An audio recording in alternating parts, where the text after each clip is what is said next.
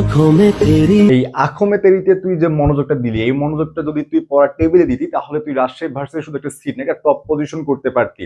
এই 2-3 সেকেন্ডে তোরা যে মনোযোগটা দিয়েছিস, এই মনোযোগটা যদি তোরা এখনো পড়ার টেবিলে দিস তাহলে শুধু রাজশাহী ভার্সিটিতে একটা সিট নয়, টপ পজিশন করতে পারবি। হ্যাঁ, তুই ঠিকই শুনতে পাচ্ছিস। এবং এখানে ফ্রিতে চান্স পাওয়া যায়, এই কথাটা আমি এখানে লিখেও নিয়েছি যে ফ্রিতে চান্স পাওয়া যায়। কিভাবে প্রস্তুতি নিবে?